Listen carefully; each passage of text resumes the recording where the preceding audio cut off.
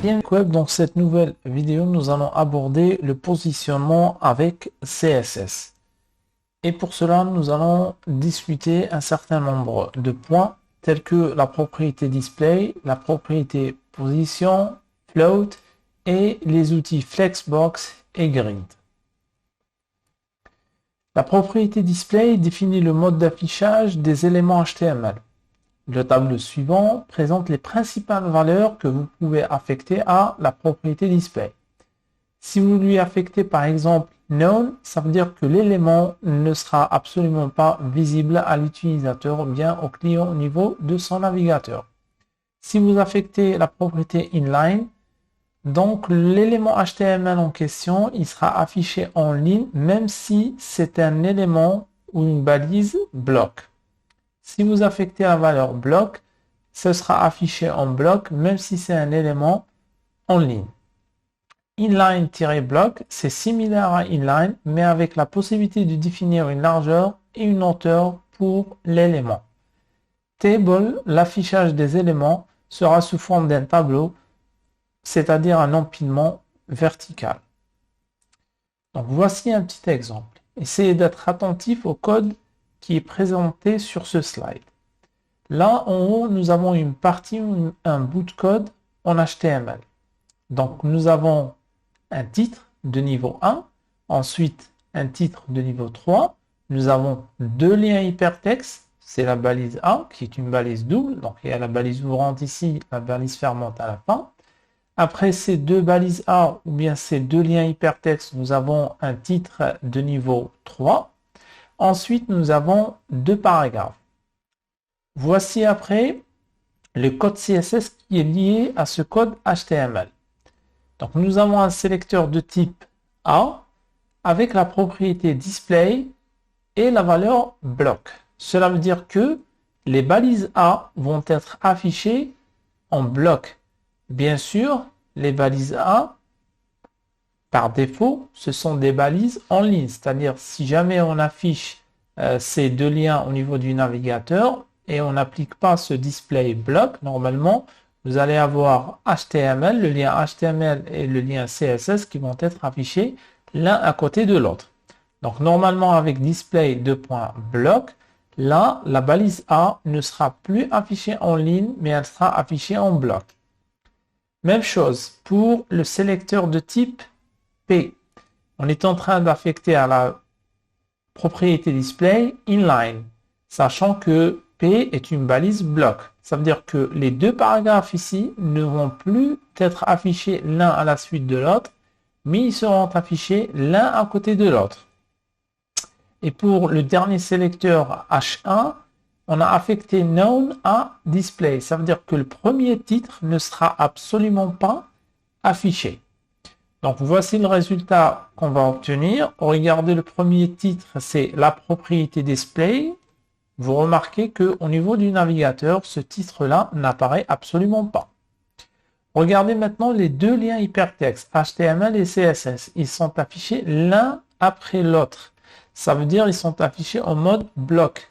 Alors que ça vient parce que nous avons affecté la valeur bloc à display.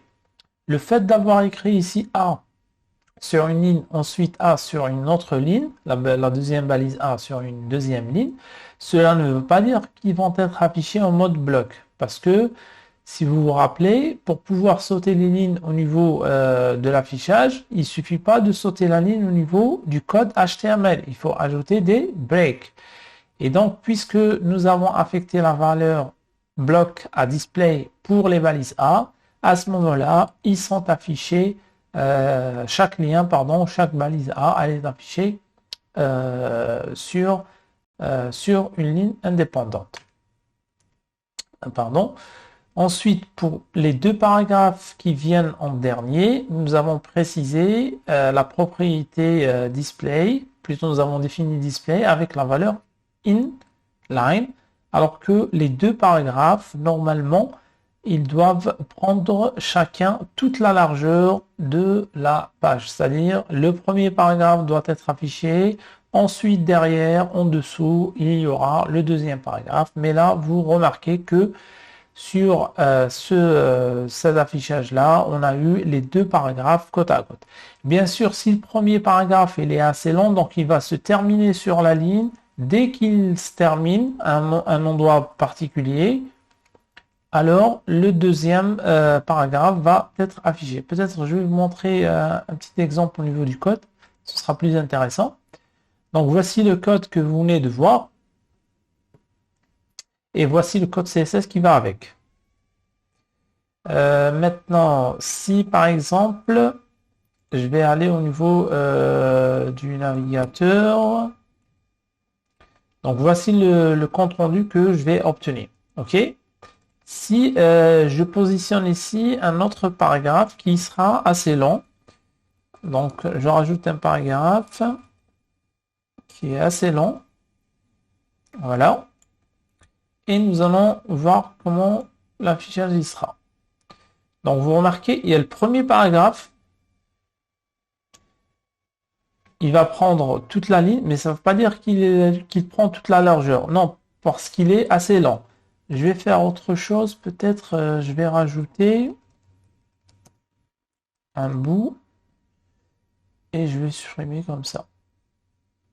J'espère que ça va marcher. Et ça va me faire ce que j'ai envie de vous montrer. Regardez maintenant. Le paragraphe que je viens d'ajouter, il prend tout cet emplacement. Il se termine à ce niveau-là. Comme il y a de la place, et puisque les balises P sont affichées en mode inline, alors on va terminer. On va commencer le deuxième paragraphe. S'il se termine, il reste encore de la place. On va enchaîner avec le troisième paragraphe. Donc j'espère que vous avez bien compris l'idée. Donc ça, c'est pour les propriétés, ou plutôt la propriété display. Donc elle vous permet de changer le mode d'affichage pour un élément HTML. Donc, nous allons continuer. Maintenant avec la propriété position.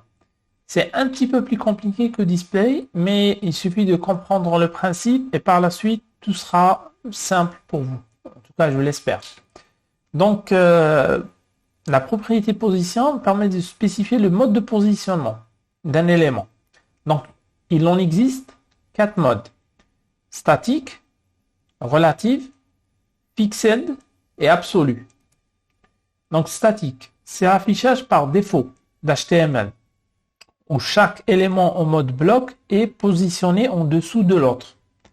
Dans le cas où la propriété width n'est pas définie, l'élément en question prend toute la largeur disponible.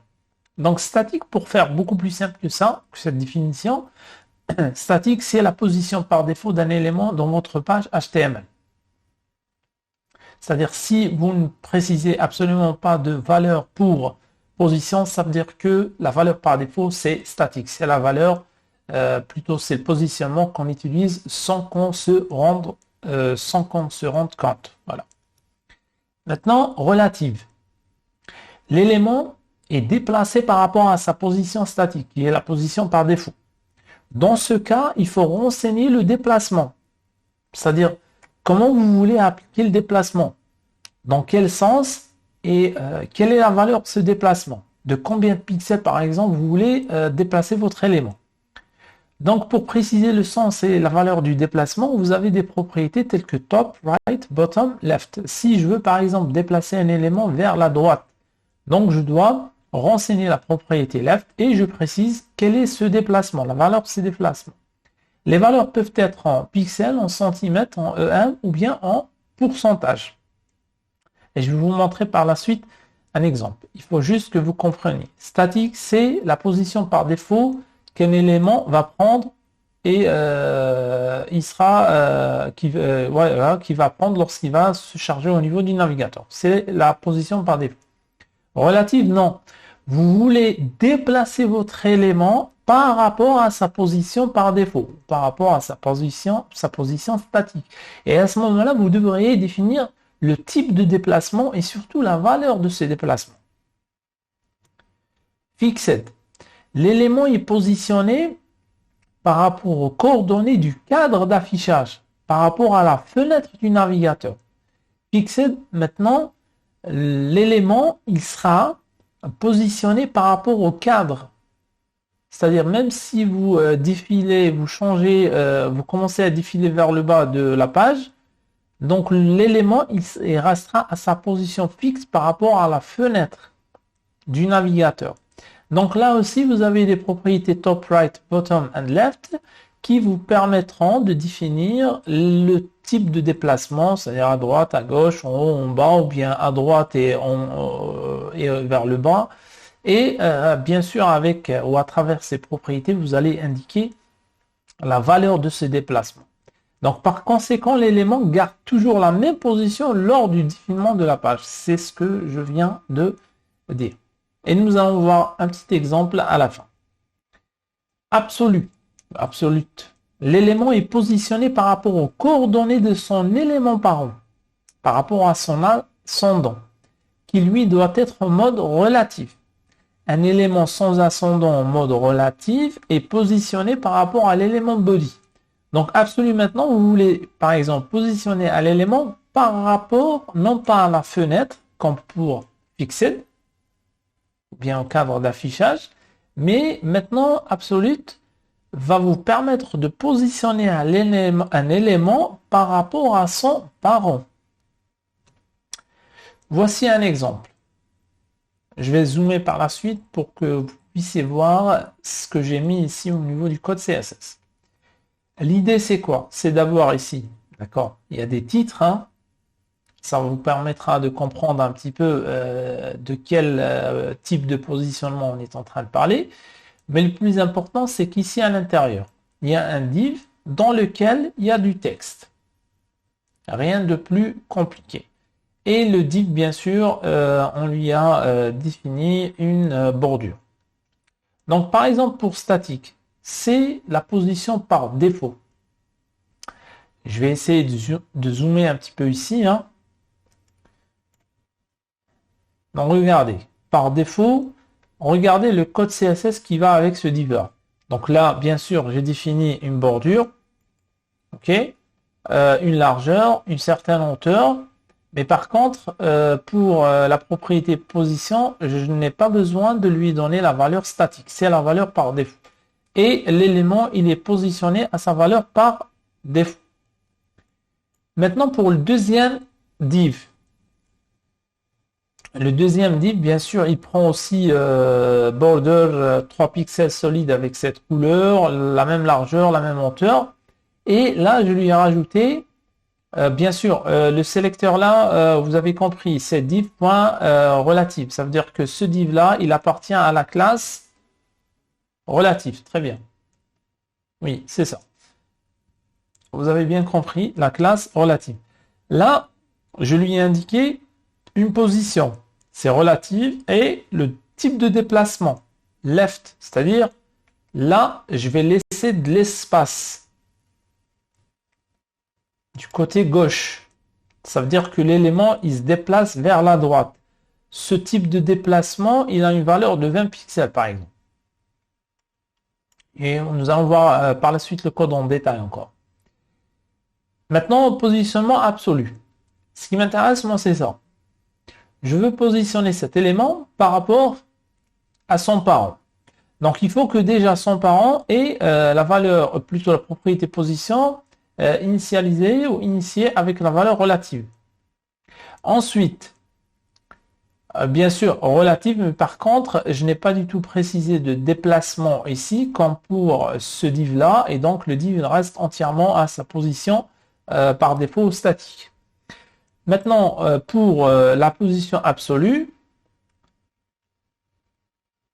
c'est-à-dire ce div-là, donc là, ce div-là, j'ai précisé top, il faut qu'il y ait un espace de 80 pixels, et right de 10 pixels.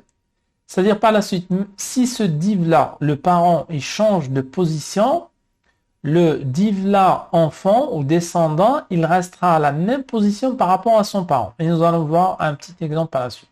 Le dernier type de positionnement, fixed, donc à ce moment-là, j'ai précisé que la propriété position plutôt j'ai défini la valeur fixed et j'ai dit que bottom est égal à 0 et right est égal à 0.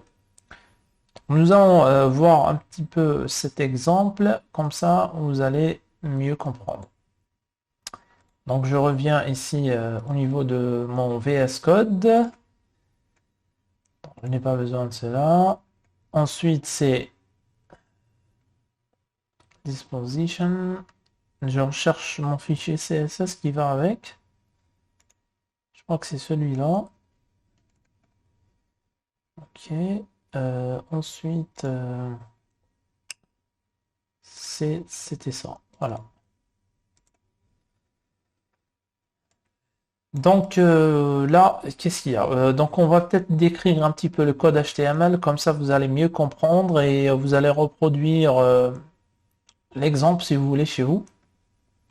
Donc j'ai à chaque fois un titre H2, donc vous marquez position statique, ensuite position relative, position absolue, etc. Ça me permet juste de savoir quel type de positionnement j'ai utilisé. Regardez, j'ai ici un div. Rien d'anormal, je lui définis la classe statique.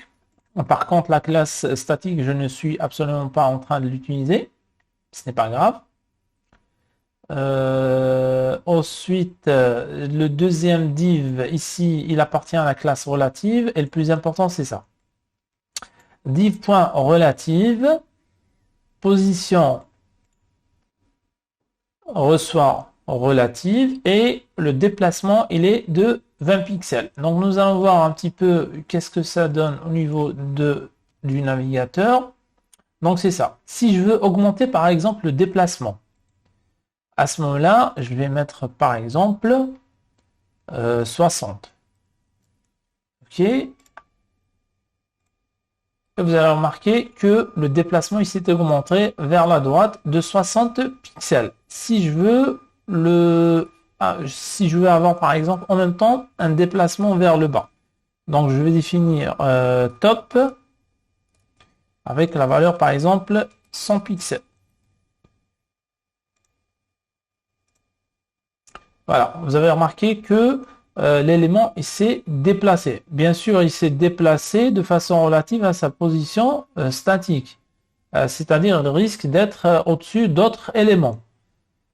L'objectif ici, ce n'est pas d'avoir un rendu visuel de cette manière-là, mais je vous montre comment comment déplacer vos éléments si vous en avez jamais besoin. Voilà, tout dépendra, tout dépendra de vos besoins ou de ce qu'on vous a demandé ou bien du cahier de charge que vous avez entre les mains. Voilà. Donc ça, c'était pour le déplacement relatif. Ensuite, si vous voulez par exemple déplacer un élément à l'intérieur de son ascendant, de son parent. Donc là, j'ai quoi? J'ai un premier div. Il appartient par exemple à la classe relative 2. Et à l'intérieur, j'ai un autre div. Lui, il appartient à la classe absolue. Donc le parent, il est là. Donc il faut, c'est une obligation, il faut définir la propriété position avec la valeur relative. Et ensuite, pour l'enfant ou le descendant, il faut définir la propriété position à absolu et bien sûr définir le déplacement. Donc vous remarquez ici que, attendez, je vais remettre un petit peu, je vais supprimer le déplacement vers le bas, comme ça il n'y aura plus de overflow. Voilà. Donc vous remarquez ici l'élément à quelle position il se trouve. Si jamais je déplace ce parent-là, normalement l'enfant, le descendant, il restera toujours à la même position par rapport à son parent. Donc, nous allons faire un petit déplacement pour ce div-là parent. Par exemple, je vais le déplacer vers la droite de 80 pixels. Donc vous remarquez, donc le parent il s'est déplacé, mais par contre l'enfant il est resté à la même position, mais par rapport à son ascendant, au parent. Voilà. Donc c'est vraiment assez simple et vous pouvez faire beaucoup de choses avec. Donc le dernier point ou la dernière valeur possible pour position, c'était, je pense, c'était fixed. Voilà. C'est ce dernier div là Donc, par exemple, j'ai défini ce div-là comme étant un objet ou un élément de la classe fixed. Et là, j'ai div.fixed et la propriété position avec la valeur fixed. Donc, j'ai décidé que ce div-là, il doit être positionné à bottom égale 0 pixel et right 0 pixel. Donc, ça, c'est le top. Ça, c'est le bottom right. Donc, c'est pour ça que le div, il est positionné ici.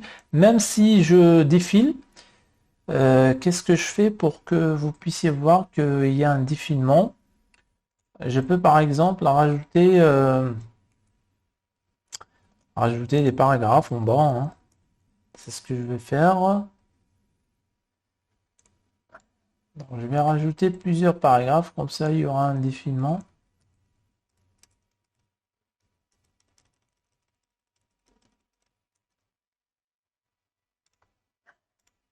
Voilà. Donc là, il y a du texte qui est en bas, hein. Je peux défiler, mais par contre, le div sera toujours positionné à cet endroit-là. Je peux faire la même chose en changeant de position, par exemple. Donc, je vais le mettre à top et toujours right. Top 0 pixel, right 0 pixel. Et maintenant, il sera positionné en haut et vous avez remarqué. Voilà. Avec position, vous pouvez déjà positionner vos éléments HTML un petit peu comme vous voulez. Mais bien sûr, ça a ses propres limites, cette propriété ou cette façon de gérer le positionnement. Et on verra par la suite d'autres outils qui sont beaucoup plus puissants. Donc, je reviens à mes slides et on continue maintenant avec la propriété float.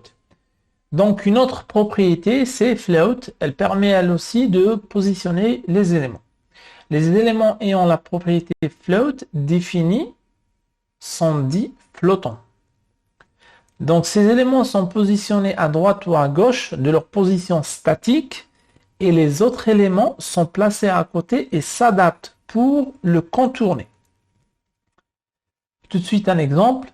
Donc, vous remarquez ici, j'ai un texte, plutôt un paragraphe. D'ailleurs, le code HTML est donné ici au niveau de cette capture. Je vais essayer de zoomer un petit peu. Comme ça vous sera plus clair. Voilà. Donc ici, le code HTML de cette page, vraiment très très simple. Donc il y a une image. Donc elle est affichée ici. Il y a un paragraphe. Donc je souhaite que l'image soit affichée à droite et que tous les éléments qui peuvent être à côté vont être affichés de l'autre côté, c'est-à-dire à gauche. Donc le navigateur, qu'est-ce qu'il va faire?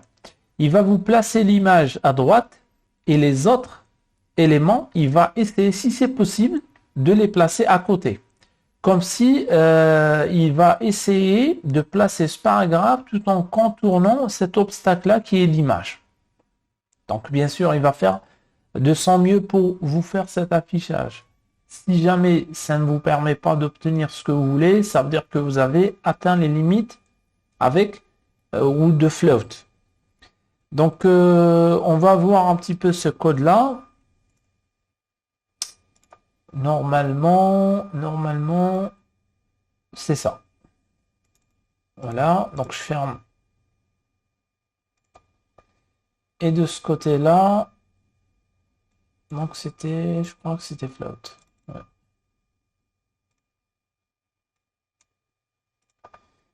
Donc ici, c'est vraiment assez simple. J'ai une balise IMG et j'ai une balise P. Je vais peut-être multiplier ici le paragraphe. Comme ça va mieux vous parler. Si je viens au niveau de mon navigateur, donc c'est... Voilà. Donc, vous remarquez, donc l'image, elle est à droite. Et l'élément P, le navigateur va essayer de le positionner de telle sorte qu'il va contourner cet obstacle qui est l'image. Si je change par exemple maintenant image, j'ai envie de la positionner à gauche. Donc, il suffit d'affecter un float left. Voilà. Maintenant, il faut faire attention à un truc ici. Si jamais par la suite,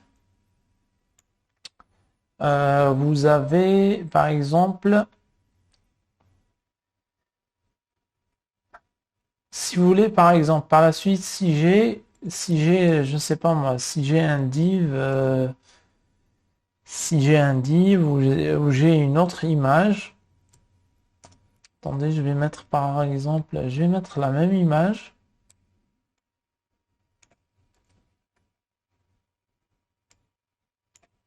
Bon, je vais mettre la même image et je vais recopier le même paragraphe, pardon, le même paragraphe.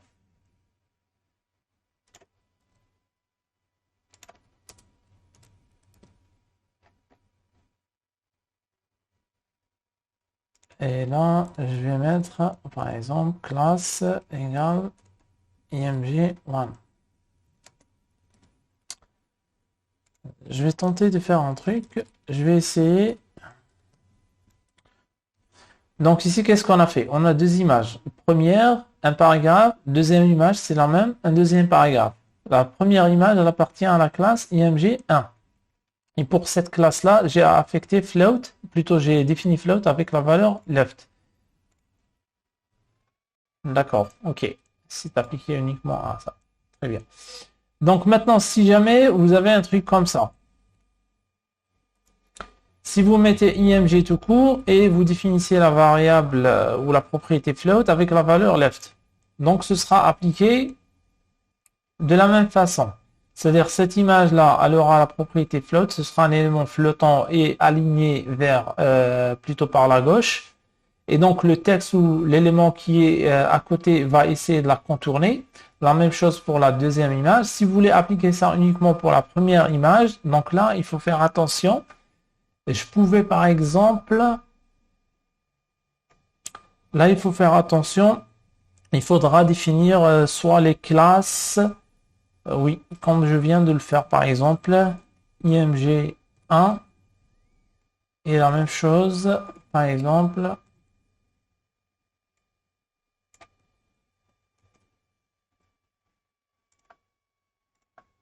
voilà. Non, pardon. img2.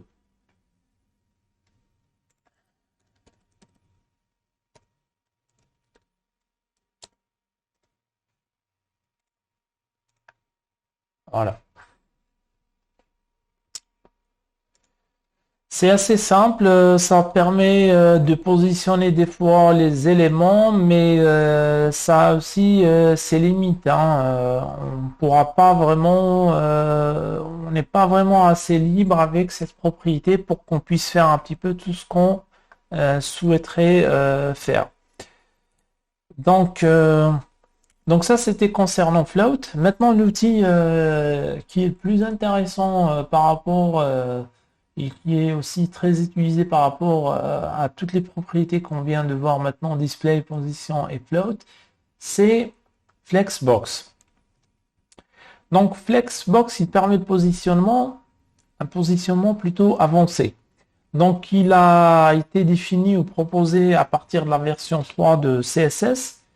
Et Flexbox, en fait, sa traduction plutôt en français, c'est les boîtes flexibles. Donc Flexbox définit un élément ascendant comme un cadre d'affichage et gère l'espace disponible à l'intérieur de ce cadre afin d'aligner horizontalement ou verticalement les éléments descendants. Donc une Flexbox est constituée d'un parent, d'un cadre d'affichage. Si on prend l'exemple ici, moi je souhaite que le div, le grand div, celui qui appartient à la classe, Flex Container, soit mon cadre d'affichage. Et à l'intérieur de ce div, j'ai des enfants, des descendants, ce sont aussi des divs, mais qui appartiennent à la classe Flex Item. Donc un Flex Container, pour moi, ici, dans cet exemple, désigne, si je veux utiliser Flexbox, et je veux définir ce grand div là qui appartient à la classe Flex Container comme étant un cadre d'affichage, je dois lui définir la propriété display et je dois lui affecter la valeur flex. Et pour, comme ça par la suite, les enfants ou les descendants qui sont à l'intérieur peuvent être définis. Je pourrais plutôt les positionner soit horizontalement, soit verticalement. Donc, il ne faut pas oublier ça. Flexbox donc, va vous permettre de positionner ou d'aligner les descendants horizontalement ou bien verticalement. Ça veut dire sur une seule direction, bien sûr, un seul axe.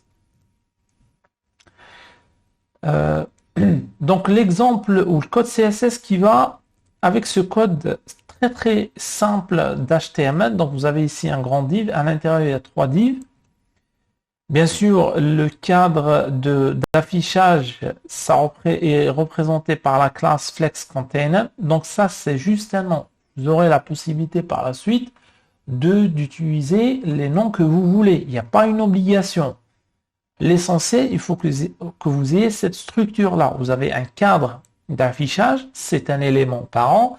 Et à l'intérieur, vous allez mettre les éléments enfants ou bien les descendants qui vont être alignés à l'intérieur de ce cadre, soit selon l'axe horizontal ou bien vertical. Maintenant,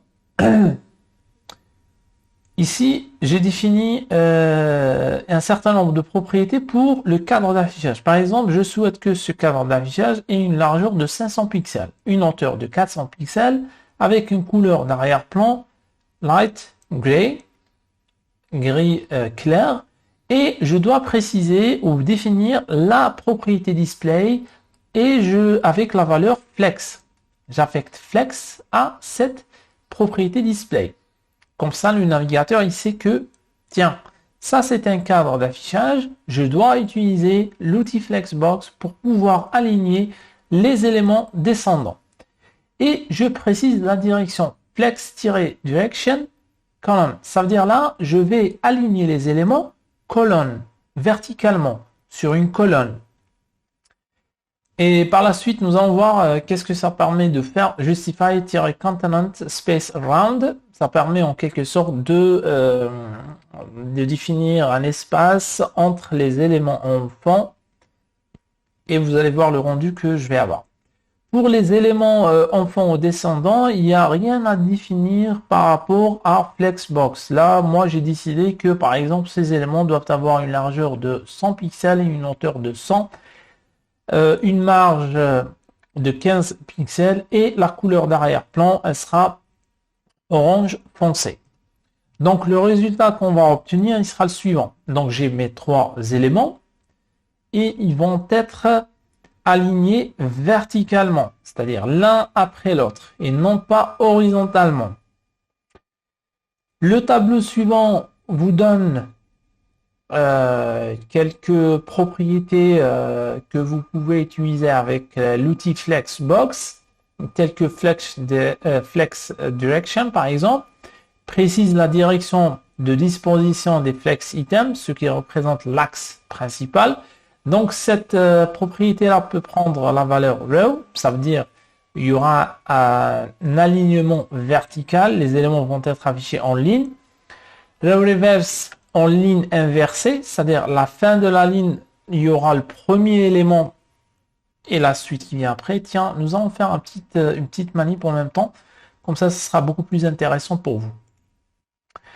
Donc je vais chercher le fichier qui correspond, peut-être c'est celui-là, oui. Donc il y a 3. Ensuite, il y a 3 enfants et c'est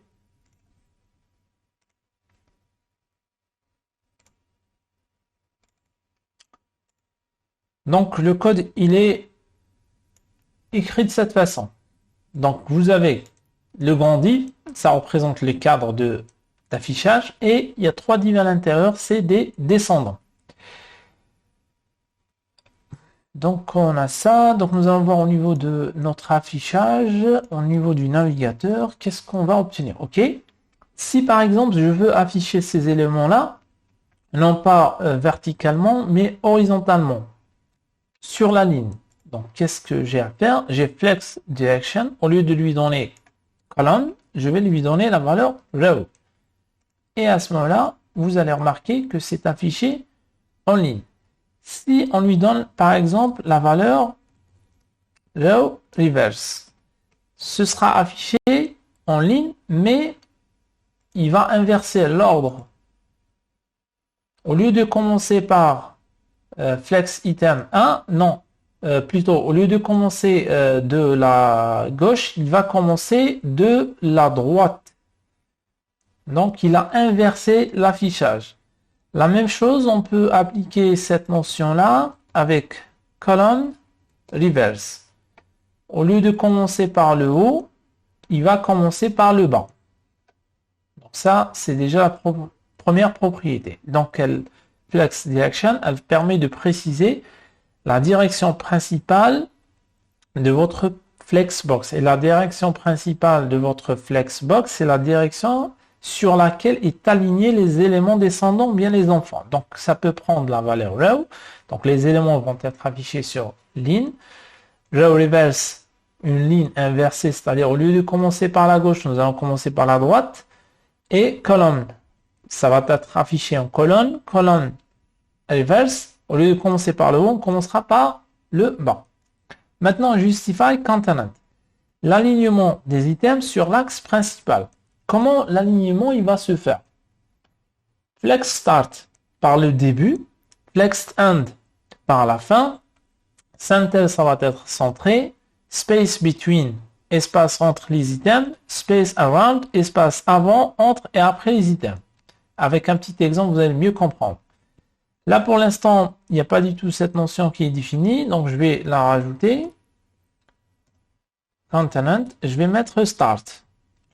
Je vais enlever le reverse ici pour que ça soit clair pour vous. Regardez maintenant.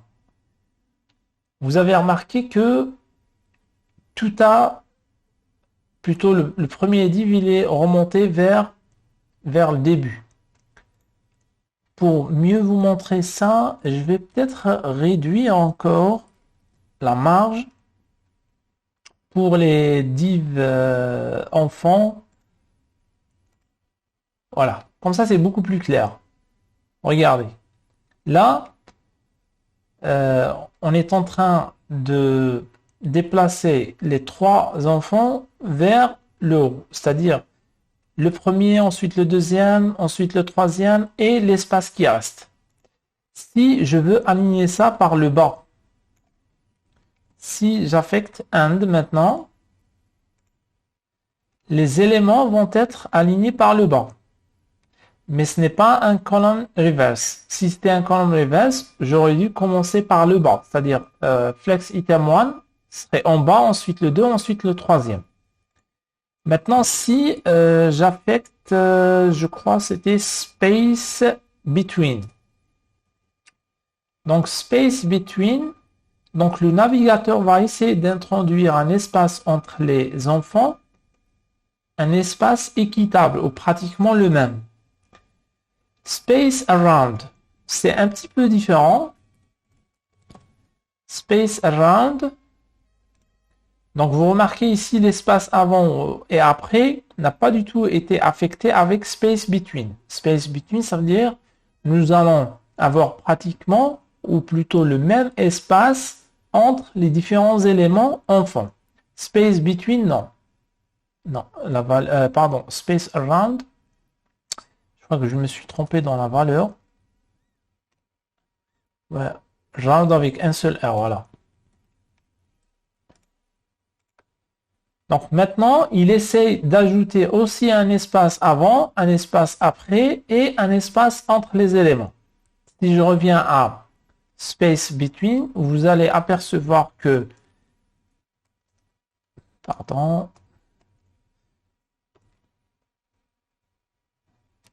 pourquoi il ne veut pas, voilà. Donc ça, c'est le résultat de space around. Si je reviens vers space between, vous avez remarqué l'espace qui est avant et qui est après, il a été supprimé. Et là, ce que vous voyez ici, ça c'est la marge de 5 pixels qui est tout autour de ce div-là. Maintenant, je vais laisser space around par exemple. Et je vais rajouter ici d'autres divs.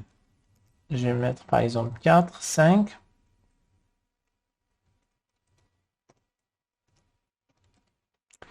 Et nous allons voir le comportement. Donc, j'ai 5 divs maintenant. Donc, il a essayé de les mettre l'un à la suite de l'autre. Si je veux par exemple qu'il passe à la colonne suivante, si jamais il n'y a pas assez d'espace. Donc, c'est flex-wrap avec la valeur wrap.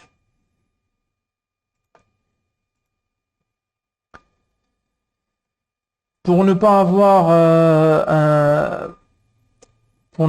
un alignement différent, par exemple, si vous ne souhaitez pas avoir cet effet-là, vous pouvez par exemple utiliser start.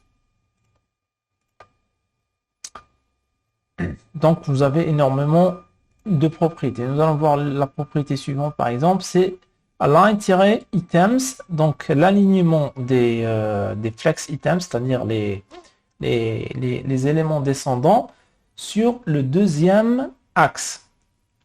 Donc ça peut prendre deuxième axe, si j'ai aligné comme ici de façon verticale, deuxième axe ce sera horizontal. Donc ça va prendre par exemple stretch étendu pour occuper la totalité du flex container. Donc par exemple nous allons essayer de voir ça. Align items. Voilà. Ça ne change rien. Pourquoi ça ne me change absolument rien?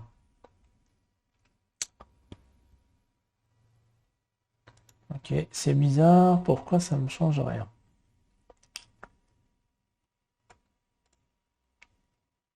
D'accord, ça ne me change rien. Tout simplement parce que moi, j'ai défini une largeur. J'ai défini une largeur bien précise pour mes divs. Si j'enlève cette restriction, donc ça va me prendre toute la largeur du cadre d'affichage. Si j'affecte maintenant flex-star, et je vais voir le comportement que j'obtiendrai.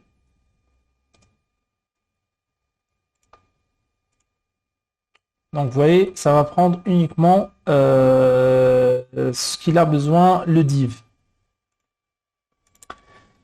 Si je prendrais center, ça va me centrer. C'est flex center, oui, c'est ça. Donc les éléments, les divs vont être centrés à l'intérieur des colonnes. Si j'affecterai and,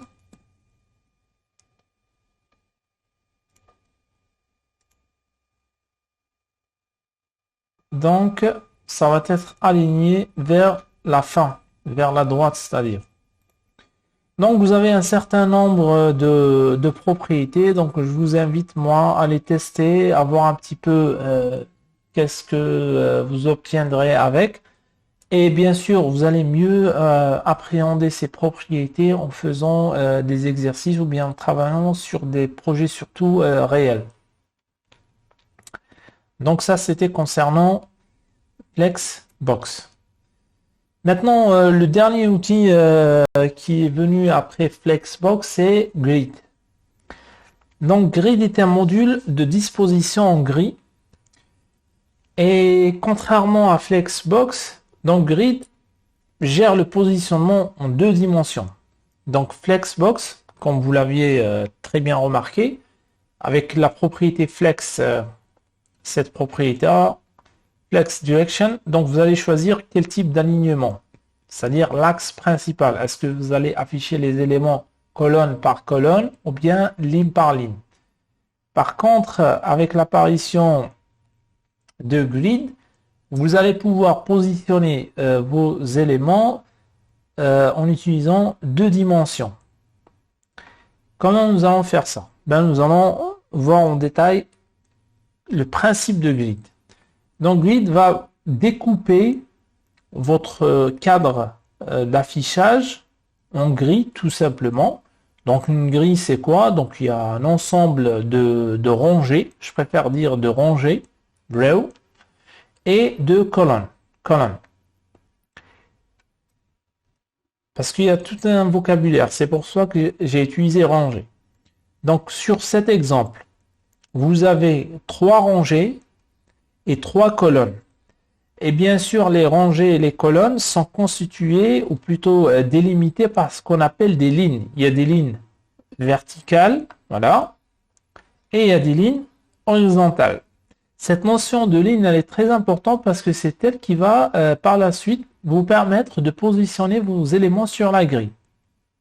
Par exemple, si vous voulez positionner un élément ici, il faudra lui dire que verticalement, il est entre la ligne numéro 1 et la ligne 2, et horizontalement, il se trouve entre la ligne numéro 1 et 2. C'est pour ça que cette notion de ligne, elle est très importante. Donc, je répète.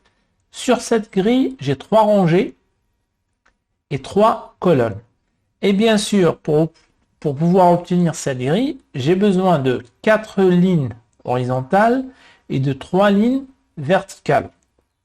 Et comme je viens de le préciser, si vous voulez positionner votre élément, par exemple, ici au centre, vous allez dire, ou préciser via des propriétés CSS bien sûr, que l'élément se trouve entre la ligne verticale numéro 2 et 3 et entre la ligne horizontale 2 et 3. Si votre élément occupe 2 cellules, donc vous allez dire que l'élément il se trouve entre la ligne verticale 2 et 4 et il se trouve entre la ligne horizontale 2 et 3. Donc la notion de ligne, elle est très importante. Ensuite, vous avez la notion de piste ou de track. Une piste, c'est quoi? C'est tout simplement l'espace qui est entre deux lignes horizontales, bien verticales, adjacentes. En gros, c'est quoi une piste? C'est soit une rangée, soit une colonne. Donc ça peut être cette piste-là qui est en jaune, ou bien la piste, la dernière. Ça peut être la première colonne, la deuxième, troisième. Donc une piste, c'est l'espace qui est entre deux lignes adjacentes, l'une après l'autre. Les lignes sont soit horizontales, les deux lignes adjacentes sont horizontales, ou bien verticales.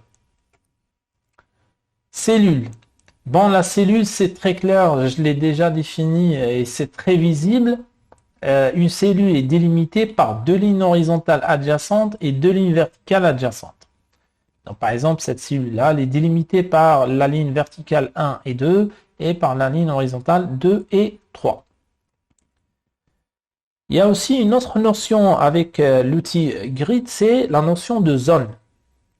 Donc, une zone est délimitée par deux lignes horizontales et deux lignes verticales et qui ne sont pas forcément adjacentes.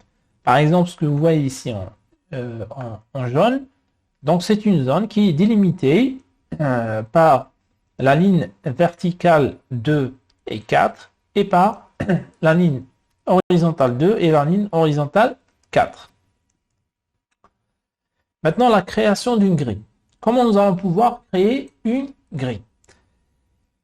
Donc, grid définit un élément ascendant comme une grille de présentation.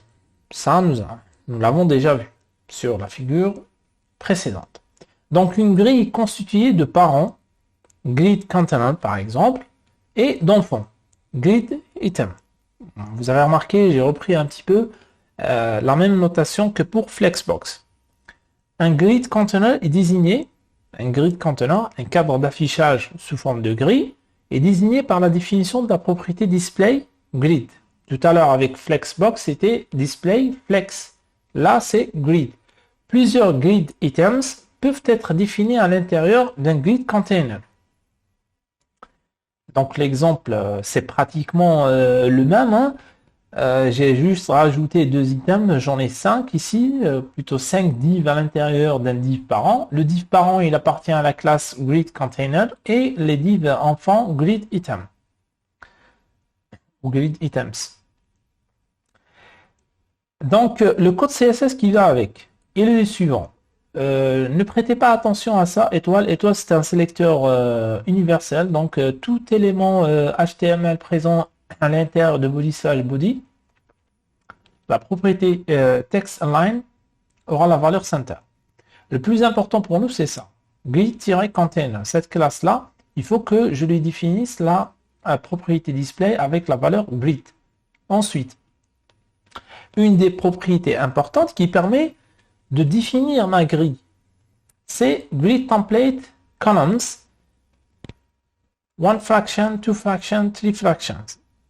Là, j'ai défini une grille de telle sorte qu'il va y avoir 3 colonnes. La première colonne, sa largeur, ce sera une fraction. Deuxième colonne, sa largeur, ce sera 2 fractions. Et troisième colonne, sa largeur, ce sera 3 fractions. C'est-à-dire, au total, ma page, ou bien mon cadre d'affichage, il sera divisé en 6 fractions identiques. La première colonne prendra une seule fraction, la deuxième 2 fractions et la troisième 3 fractions. Et là, grid auto rows, les lignes, plutôt les rangées. Les rangées auront une hauteur minimale qui est de 100 pixels et ils peuvent aller au-delà, tout dépendra du contenu qui est mis à l'intérieur et c'est pour ça qu'on a mis ici auto. Pour les grid items, il n'y a rien à définir, c'est background color, tout simplement, le même exemple que tout à l'heure pour Flexbox et une bordure. Donc nous allons obtenir ça. Donc j'en ai 6 divs à l'intérieur. J'avais 5, mais j'ai changé par la suite apparemment. Mais c'est pas très grave. Nous allons voir un exemple avec un petit peu plus de détails par la suite. Donc comme je viens de le préciser, ici on en a 5 divs seulement. Et nous allons modifier par la suite au niveau du code pour qu'on puisse avoir exactement cet aperçu là et de voir un petit peu comment faire les modifs nécessaires. Et vous allez vous rendre compte que Grid, c'est un outil qui est assez puissant par rapport à Flexbox et qui vous permettra d'atteindre des résultats ou un positionnement beaucoup plus design et beaucoup plus fluide par la suite. Donc un certain nombre de propriétés qui vont avec l'outil Grid et qui sont très importants, il faudra les connaître en fait. Vous avez grid-template rows, permet de définir le nombre et la taille des rangées. Et ici par exemple la même chose, j'ai mis one fraction, two fractions, one fraction. Là ça veut dire que les rangées vont être, ou plutôt la largeur, la largeur du cadre d'affichage sera divisée en 4 fractions et la première, la hauteur, là on est rows, la hauteur du cadre de discernement d'affichage, il sera divisé en 4 fractions. Donc la première rangée aura une fraction, la deuxième 2 et la dernière 1. Ou bien vous pouvez préciser ça ou définir ça en utilisant le pourcentage ou bien en utilisant les pixels comme pour ici cette propriété grid-template-columns. Donc le nombre et la taille des colonnes donc permet de définir le nombre et la taille des colonnes. Donc le nombre, ça veut dire que ça se voit très clairement. Ça c'est la première colonne, ensuite la deuxième colonne et la dernière colonne. Vous avez grid-auto rows, la taille des rangées générées implicitement. En fait, si par exemple j'ai défini grid-template columns et je n'ai pas défini le nombre de rangées, donc le nombre de rangées va, comment dirais-je, il sera géré de façon implicite. Avec un petit exemple, ce sera mieux, je crois.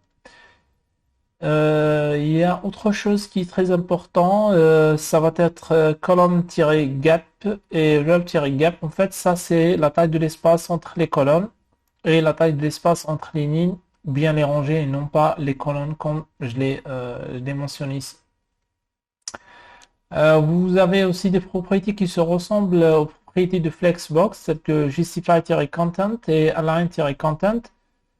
Sauf que il faut juste faire une différence, hein. Justify Content permet l'alignement des enfants, des descendants sur l'axe des rangées. Et Align-Content, ça permet de faire l'alignement des enfants ou descendants sur l'axe des colonnes et avec les propriétés qu'on a déjà vues, donc stretch, start, end, center, space between, space around, etc. Il y a d'autres propriétés aussi qui vont avec grid, mais ces propriétés-là sont réservées pour les descendants. Il y a deux propriétés qui sont vraiment, ou quatre plutôt, qui sont très importantes. C'est grid-column-star et grid-column-end. Donc ça permet de déterminer le début et la fin. En fait, le début de l'enfant, de l'item, par le numéro de la ligne verticale. Tout à l'heure, je vous ai donné un petit exemple où je vous disais, voilà, cette cellule-là, elle est entre la ligne verticale numéro 1 et 2, etc. Mais en fait, les éléments, vous allez pouvoir les positionner en utilisant ces propriétés-là. Grid-column star, grid-column-end. La même chose pour les lignes horizontales. Je pense que avec un petit exemple, ce sera plus clair pour vous. Donc, je vais aller chercher l'exemple qui va avec. Donc, ça, c'est le code CSS. Et ensuite, la page HTML qui va avec. Je pense que c'était celle-ci. Voilà, donc je vais enlever le code HTML. Il est composé d'un grand div qui représentera le cadre d'affichage. Et à l'intérieur, nous allons avoir 5 divs descendants. Et le code CSS correspondant, le voici. Donc le grid container, donc il a la propriété display avec la valeur grid.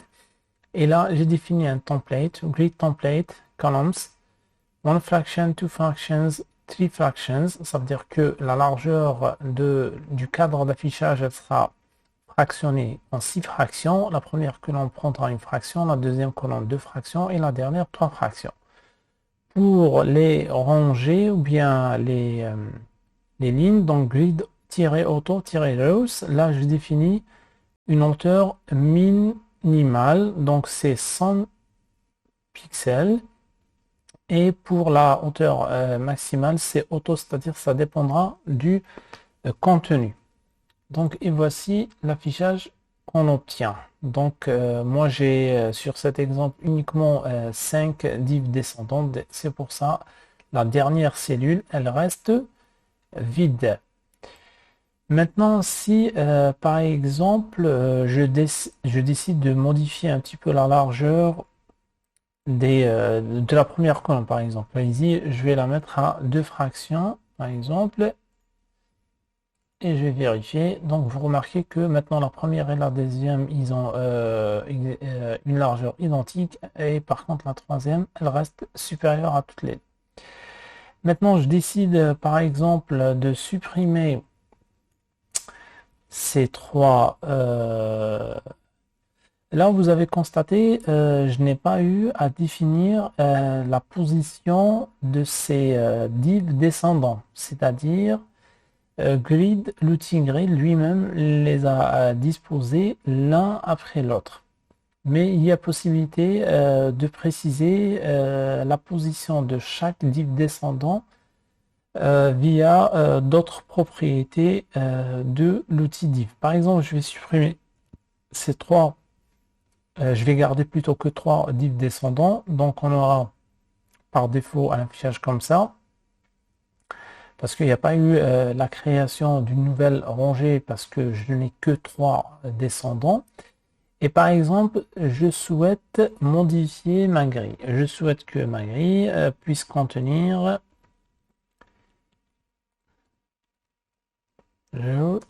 pardon. Ce sera une fraction, 2 par exemple, ainsi que 3 fractions. OK? Ensuite, j'aimerais positionner différemment mes éléments.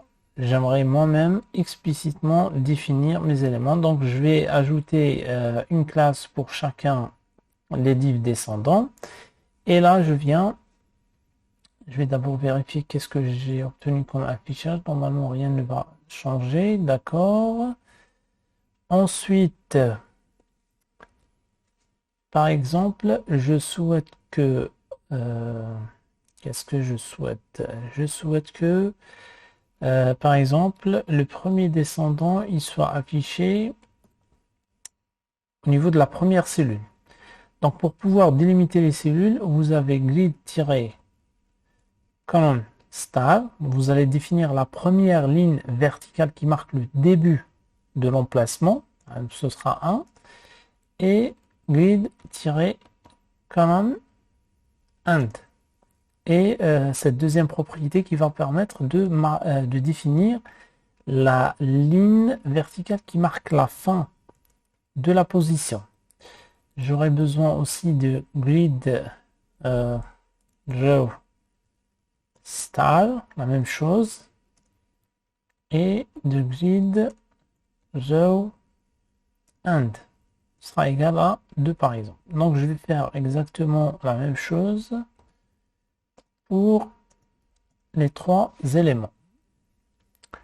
Donc ici c'est pas I mais c'est I1, là c'est I2 et là c'est I3. Par contre le deuxième élément il sera entre 2 et 3 lignes verticales et entre 2 et 3 lignes horizontales. La même chose pour le dernier, il sera entre 3 et 4 verticales, lignes verticales et entre 3 et 4 lignes horizontales. Et nous allons vérifier l'affichage.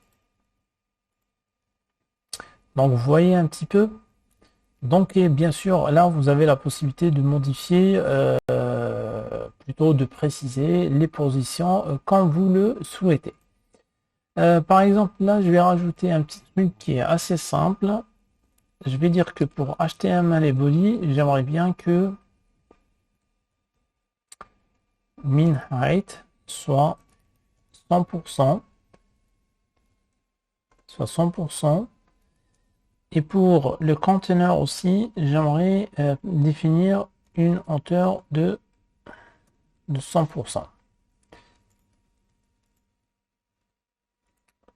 D'accord. Qu'est-ce qu'il fallait? Peut-être il fallait inverser.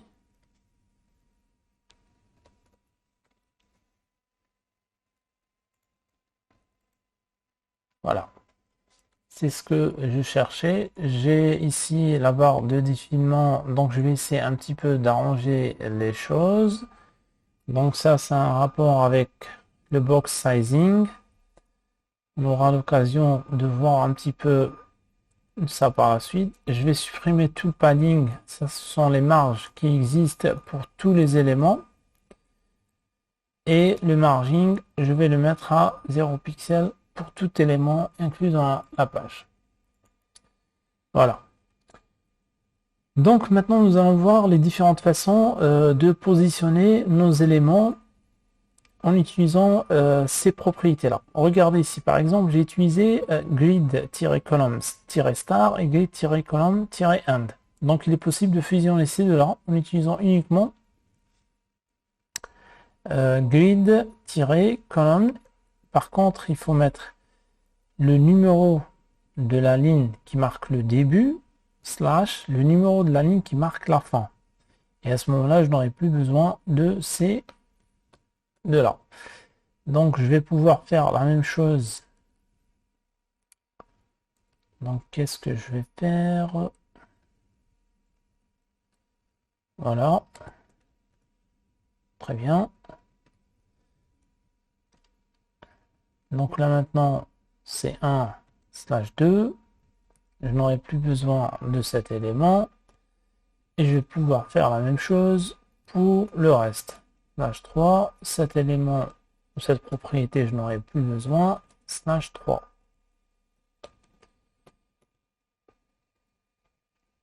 La même chose ici. /4. Cette propriété, elle ne sert plus à rien. Et là, c'est la même chose. Donc, je fais faire un petit rafraîchissement et on remarque que rien n'a été modifié. Si par exemple, je souhaite que cet élément-là, ce div-là, descendant, puisse prendre toute cette zone-là à partir d'ici jusqu'à la fin, plutôt sur la deuxième et la troisième colonne. Donc, c'est assez simple. Il faut aller juste ici. Au lieu de s'arrêter à la ligne verticale 3, on va s'arrêter à la ligne verticale 4. Voilà. Donc, une autre remarque, ou plutôt une autre façon d'écriture, il est possible, par exemple, pour cette propriété-là, grid-column ainsi que grid-row, de préciser la ligne qui marque le début, slash, et vous marquez combien de cellules vont être fusionnées pour votre élément. Par exemple, ici, pour l'élément I2 qui est le deuxième div, je vais fusionner 2 cellules. Donc, normalement, rien ne va changer. Si par exemple, le premier div, j'aimerais bien qu'il prend 3 cellules, donc je mettrai span 3 et il va prendre les 3. Donc ça, c'est une façon de faire. Il y a une deuxième façon de faire, c'est au lieu d'utiliser grid-column et grid-row, c'est d'utiliser grid-area. Et à ce moment-là, il faut donner la ligne verticale qui marque le début, donc ce sera par exemple 1, slash la ligne horizontale qui marque le début, c'est 1, slash la ligne verticale qui marque la fin, ce sera par exemple 2. Je vais m'arrêter à une, non, pas 2, d'accord, je vais m'arrêter à la deuxième, ensuite slash 2. Je vais prendre qu'une cellule seulement. C'est-à-dire au moment, pour le premier élément, il n'y aura que cette cellule-là qui sera considérée. Voilà. Si je souhaite qu'il prenne la totalité, à ce moment-là, il suffit juste que je m'arrête au niveau de la ligne verticale 4, tout simplement. Non, je me suis trompé. Ça veut dire quoi? Attendez, donc la ligne... D'accord, donc ça veut dire row et ça c'est colonne. Donc il fallait peut-être inverser. Donc 4, ça veut dire... Donc je vais mettre 2, la deuxième ligne et la quatrième ligne verticale. Donc ça commence par l'horizontale, ensuite verticale. Donc c'est ça. Donc la ligne, donc le premier nombre, c'est la ligne horizontale, le début. Ensuite, la ligne verticale, le début. Ensuite, la ligne horizontale, la fin. Ensuite, la ligne verticale, la fin. Voilà. Il y a une autre façon de gérer tout ça, c'est de définir des noms pour les areas. Par exemple, grid area. Ensuite, qu'est-ce que je vais définir? Non, c'est pas tirer area, c'est template alias. Et là, nous allons, par exemple, je vais essayer d'obtenir exactement la même chose. Donc, qu'est-ce que je vais mettre? Ce sera item 1, item 1, item 1. Ensuite, pour la deuxième rangée, donc ce sera libre. Donc si vous avez une zone qui est libre, donc il faudra la marquer avec un point. Ensuite, j'ai item 2, item 2. La même chose ensuite, qu'est-ce que j'ai? J'ai deux zones libres. Donc ce sera un point, espace, un point, item 3.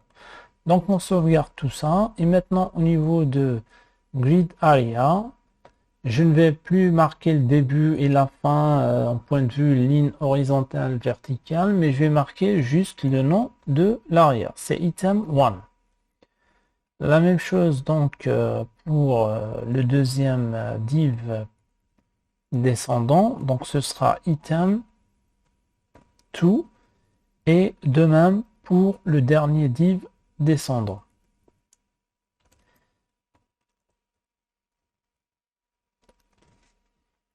Nous allons faire un petit test si tout marche. Voilà, tout marche à la perfection.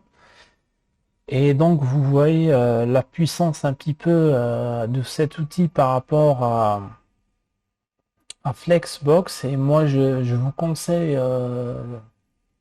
d'essayer de faire le nécessaire pour maîtriser bien comme il faut l'outil Grid parce qu'il offre vraiment des possibilités qu'on n'arrive pas à retrouver avec Flexbox et surtout avec les autres propriétés simples telles que Float, mm, Position and Display.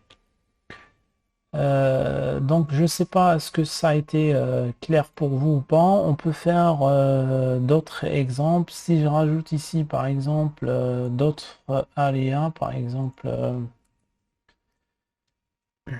je ne sais pas moi, je mettrai ici 4, ensuite 5, 6, je leur change aussi par exemple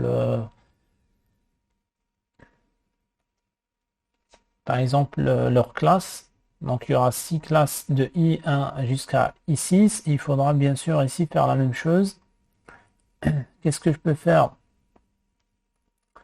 Je peux modifier ici, mettre par exemple cette structure-là, item 3. Et je vais modifier un petit peu, je vais pas du tout faire ça.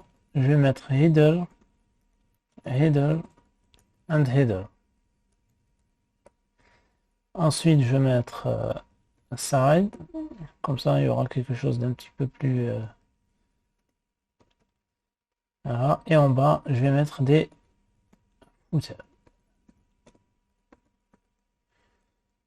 Et là, je vais avoir par exemple